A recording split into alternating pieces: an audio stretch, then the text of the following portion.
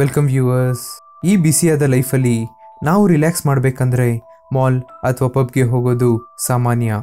ಅದೇ ರೀತಿ ನೋಯ್ಡಾದಲ್ಲಿದ್ದ ಪ್ರೈವೇಟ್ ಫರ್ಮಲ್ಲಿ ಕೆಲಸ ಮಾಡ್ತಿದ್ದ ಬ್ರಿಜೇಶ್ ರಾಯ್ ಸ್ಟ್ರೆಸ್ಫುಲ್ ಲೈಫ್ನ ಎಂಜಾಯ್ ಮಾಡೋಕ್ಕೆ ಅವರ ಫ್ರೆಂಡ್ಸ್ ಜೊತೆ ನೋಯ್ಡಾದಲ್ಲಿದ್ದ ಗಾರ್ಡನ್ ಗ್ಯಾಲರಿ ಅನ್ನೋ ಮಾಲಲ್ಲಿರುವ ಲಾಸ್ಟ್ ಲೆಮನ್ ಪಬ್ಗೆ ಹೋಗ್ತಾರೆ.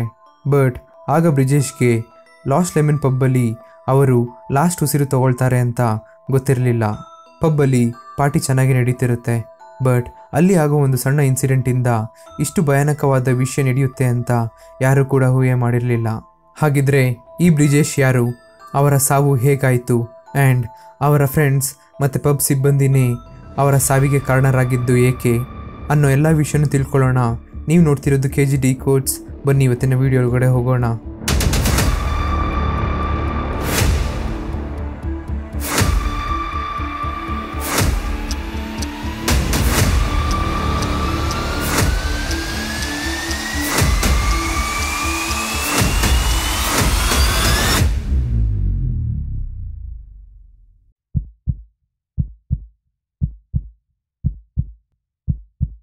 ಬ್ರಿಜೇಶ್ ಅವರು ಬಿಹಾರ್ ಇಂದ ನೋಯ್ಡಾಗೆ ಜಸ್ಟ್ 4 months ಬ್ಯಾಕ್ ಅವರ ಫ್ಯಾಮಿಲಿ ಜೊತೆ ಶಿಫ್ಟ್ ಆಗಿದ್ರು. ಅವರು ಒಂದು ಪ್ರೈವೇಟ್ ಫರ್ಮಲ್ಲಿ ಸೇಲ್ಸ್ ಮ್ಯಾನೇಜರ್ ಆಗಿ ಕೆಲಸ ಮಾಡ್ತಿದ್ರೆ ಅವರ ವೈಫ್ ಪೂಜಾ ಸ್ಕೂಲ್ ಟೀಚರ್ ಆಗಿರ್ತಾರೆ. ಈ ದಂಪತಿಗೆ ಸಾರ್ಥಕ್ ಅನ್ನೋ 5 ವರ್ಷದ ಹುಡುಗ ಮತ್ತು 3 ವರ್ಷದ ಭುವಿಕಾ ಅನ್ನೋ ಹುಡುಗಿ ಕೂಡ ಇರ್ತಾರೆ. 25th April 2022 ಬ್ರಿಜೇಶ್ ಆಫೀಸ್ಗೆ ಹೋದ್ಮೇಲೆ ಅವರು ಮತ್ತು ಅವರ ಆಫೀಸ್ ಫ್ರೆಂಡ್ಸ್ ನೈಟ್ ಪಾರ್ಟಿ ಮಾಡೋಣ ಅಂತ ಪ್ಲ್ಯಾನ್ ಮಾಡ್ತಾರೆ. ಅದೇ ರೀತಿ ಬ್ರಿಜೇಶ್ ಆಫೀಸ್ ಮುಗಿದ್ಮೇಲೆ ಮನೆಗೆ ಹೋಗಿ ಸ್ವಲ್ಪ ಟೈಮ್ ಇದ್ದು ಅವರ ವೈಫ್ಗೆ ಫ್ರೆಂಡ್ಸ್ ಜೊತೆ ಪಾರ್ಟಿಗೆ ಹೋಗ್ತಿದ್ದೀನಿ, ಸೊ ನೈಟ್ ಲೇಟಾಗಿ ಬರ್ತೀನಿ ಅಂತ ಹೇಳಿ ಮನೆಯಿಂದ ಹೊರಡ್ತಾರೆ. ಈಗ ಮಿಡ್ ನೈಟ್ ಆದರೂ ಯಾವಾಗ ಬ್ರಿಜೇಶ್ ಮನೆಗೆ ಬರಲ್ವೋ ಆಗ ಪೂಜಾ ಕಾಲ್ ಮಾಡ್ತಾರೆ.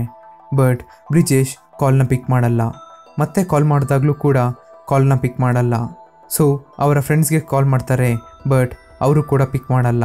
ಕಂಟಿನ್ಯೂಸ್ ಆಗಿ ಫ್ರೆಂಡ್ಸ್ಗೆ ಕಾಲ್ ಮಾಡಿದಾಗ ಒಬ್ಬ ಫ್ರೆಂಡ್ ಮಾತ್ರ ಕಾಲ್ನ ಪಿಕ್ ಮಾಡಿ ಬ್ರಿಜೇಶ್ಗೆ ಸಡನ್ನಾಗಿ ಹೆಲ್ತ್ ಇಶ್ಯೂ ಆಗಿದೆ, ಸೊ ಬೇಗ ಪ್ರಯಾಗ್ ಹಾಸ್ಪಿಟಲ್ಗೆ ಬನ್ನಿ ಅಂತ ಹೇಳಿ ಕಾಲ್ನ ಡಿಸ್ಕನೆಕ್ಟ್ ಮಾಡ್ತಾನೆ. ಪೂಜಾ ಇಮಿಡಿಯೇಟಾಗಿ ಹಾಸ್ಪಿಟಲ್ಗೆ ಹೋಗಿ ನೋಡಿದಾಗ ಅವರಿಗೆ ಒಂದು ಶಾಕಿಂಗ್ ವಿಷಯ ಕಾದಿರುತ್ತೆ. ಅದು ಬ್ರಿಜೇಶ್ ಆಲ್ರೆಡಿ ಸಾವನ್ನಪ್ಪಿದ್ರು. ಈಗ ಪೂಜಾ ಮತ್ತು ಬ್ರಿಜೇಶ್ ಫ್ಯಾಮಿಲಿ ಮೆಂಬರ್ಸ್ಗೆ ಬ್ರಿಜೇಶ್ ಸಾವು ಹೇಗಾಯಿತು ಅನ್ನೋ ಪ್ರಶ್ನೆ ಹುಟ್ಟುತ್ತೆ. ಏಕೆಂದರೆ ಬ್ರಿಜೇಶ್ ತುಂಬ ಹೆಲ್ತಿ ಪರ್ಸನ್ ಮತ್ತು ಅವರಿಗೆ ನೋಯ್ಡಾದಲ್ಲಿ ಯಾರ ಜೊತೆನೂ ದುಶ್ಮನಿ ಕೂಡ ಇರಲಿಲ್ಲ. ಅದೇ ಟೈಮ್ಗೆ ಪೊಲೀಸ್ ಇನ್ವೆಸ್ಟಿಗೇಷನ್ನ ಸ್ಟಾರ್ಟ್ ಮಾಡ್ತಾರೆ. ಅವರ ಫ್ರೆಂಡ್ಸ್ನ ಇಂಟ್ರೋಗೇಟ್ ಮಾಡಿದಾಗ ಅವರು ಲಾಸ್ಟ್ ಲೆಮನ್ ಪಬ್ಬಲ್ಲಾದ ಇನ್ಸಿಡೆಂಟ್ ಬಗ್ಗೆ ಹೇಳ್ತಾರೆ. ಅದೇನಾಗಿತ್ತಂದರೆ ಬ್ರಿಜೇಶ್ ಮತ್ತು ಅವರ ಫ್ರೆಂಡ್ಸ್ ನೈಟ್ ಅರೌಂಡ್ 9 PM ಪಬ್ಬಲ್ಲಿ ಎಂಟ್ರಿ ಕೊಡ್ತಾರೆ. ಆಮೇಲೆ ಎಲ್ಲರೂ ಬಿಯರ್ನ ಆರ್ಡರ್ ಮಾಡಿ ಕುಡಿಯೋಕ್ಕೆ ಶುರು ಮಾಡ್ತಾರೆ. ಇಲ್ಲಿ ಗಂಟೆ ಎಲ್ಲ ನಾರ್ಮಲಾಗೇ ಇತ್ತು. ಪಾರ್ಟಿ ಎಲ್ಲ ಮುಗಿದ್ಮೇಲೆ ಅರೌಂಡ್ 11 PM ವೇಟರ್ ಬಿಲ್ನ ತೊಗೊಂಡು ಬರ್ತಾನೆ. ಬಿಲ್ 7,500 rupees ಆಗಿತ್ತು. ಬಟ್ ಬ್ರಿಜೇಶ್ ಮತ್ತು ಅವರ ಫ್ರೆಂಡ್ಸ್ ವೇಟರ್ಗೆ ಬಿಲ್ಲಲ್ಲಿ ಎಕ್ಸ್ಟ್ರಾ ಅಮೌಂಟ್ ಹಾಕಿದ್ದೀರಾ, ನಾವು ಕುಡ್ದಿರೋ ಬಿಯರ್ಗಿಂತ ಜಾಸ್ತಿ ಬಿಯರ್ನ ಬಿಲ್ಲಲ್ಲಿ ಮೆನ್ಷನ್ ಮಾಡಿದ್ದೀರಾ, ಸೊ ಬೇರೆ ಬಿಲ್ನ ತೊಗೊಂಡು ಬಾ ಅಂತ ಮಾತಿನ ಚಕಮಕಿ ಆಗುತ್ತೆ. ಆ್ಯಂಡ್ ವೇಟರ್ ನಡೆದಿದ್ದೆಲ್ಲ ವಿಷಯನೂ ಮ್ಯಾನೇಜರ್ಗೆ ತಿಳಿಸ್ತಾನೆ.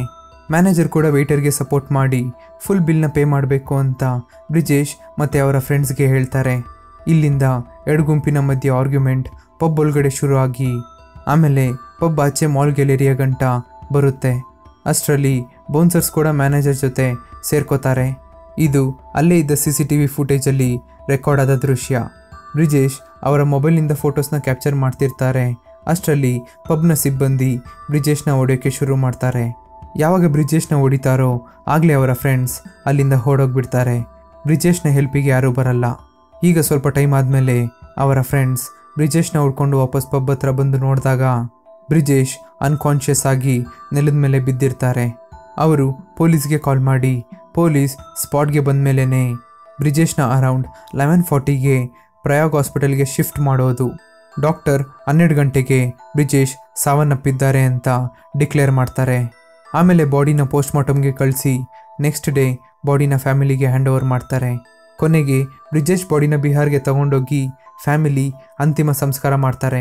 ಪೊಲೀಸ್, ಪಬ್ನ ಸ್ಟಾಫ್ ಮತ್ತು ಬೌನ್ಸರ್ಸ್ ಸೇರಿ 9 ಜನರ ಮೇಲೆ FIR ರಿಜಿಸ್ಟರ್ ಮಾಡಿ ಅದರಲ್ಲಿ 7 ಜನ ಅರೆಸ್ಟ್ ಆಗ್ತಾರೆ. ಆ್ಯಂಡ್ ಇನ್ನೂ 2 ಅಪ್ಸ್ಕೊಂಡಾಗಿರ್ತಾರೆ. ಬಟ್ ಸ್ವಲ್ಪ ದಿನದಲ್ಲೇ ಅವರನ್ನು ಕೂಡ ಅರೆಸ್ಟ್ ಮಾಡ್ತಾರೆ. ಈಗ ಎಲ್ಲರೂ ಜೈಲಲ್ಲಿದ್ದಾರೆ. ಇದರ ಜೊತೆಗೆ ಪೊಲೀಸ್ ಲಾಸ್ಟ್ ಲೆಮನ್ ಪಬ್ನ ಟೆಂಪ್ರವರಿಯಾಗಿ ಸೀಸ್ ಮಾಡ್ತಾರೆ, ಸೊ ದಟ್ ಯಾವುದೇ ರೀತಿಯಾದ ಎವಿಡೆನ್ಸ್ನ ಟ್ಯಾಂಪರ್ ಮಾಡಬಾರ್ದು ಅನ್ನೋದಕ್ಕೋಸ್ಕರ. ಬ್ರಿಜೇಶ್ನ ಅಟಾಪ್ಸಿ ರಿಪೋರ್ಟಲ್ಲಿ ತಲೆ ಮತ್ತು ಎದೆ ಭಾಗಕ್ಕೆ ಜೋರಾಗಿ ಏಟು ಬಿದ್ದು ಅವರ ಸಾವು ಸಂಭವಿಸಿದೆ ಅಂತ ಮೆನ್ಷನ್ ಆಗಿತ್ತು.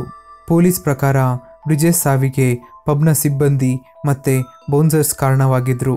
ಬಟ್ ಪೂಜಾ ಪ್ರಕಾರ ಅವ್ರ ಜೊತೆಗೆ ಬ್ರಿಜೇಶ್ ಫ್ರೆಂಡ್ಸ್ ಕೂಡ ಕಾರಣ ಅಂತ ಹೇಳ್ತಾರೆ. ಯಾಕೆಂದರೆ ಅವತ್ತು ಬ್ರಿಜೇಶ್ ಸಪೋರ್ಟ್ಗೆ ಯಾರಾದರೂ ಬಂದಿದ್ರೆ ಅಥವಾ ಬ್ರಿಜೇಶ್ನ ಪೊಲೀಸ್ಗೋಸ್ಕರ ವೆಯ್ಟ್ ಮಾಡದೆ ಆನ್ ಟೈಮ್ ಹಾಸ್ಪಿಟಲ್ಗೆ ಸೇರಿಸಿದ್ರೆ ಈಗ ಬ್ರಿಜೇಶ್ ಜೀವಂತವಾಗಿರ್ತಿದ್ರು ಅಂತ ಹೇಳ್ತಾರೆ. ಖಂಡಿತವಾಗ್ಲೂ ಪೂಜಾ ಹೇಳೋದ್ರಲ್ಲಿ ತಪ್ಪಿಲ್ಲ, ಏಕೆಂದರೆ ಇವರಂಥ ಫ್ರೆಂಡ್ಸ್ ಇರೋ ಬದಲು ಇಲ್ಲದೆ ಇದ್ದಿದ್ರೆ ಬ್ರಿಜೇಶ್ ಜೀವಂತವಾಗಿರ್ತಿದ್ರು.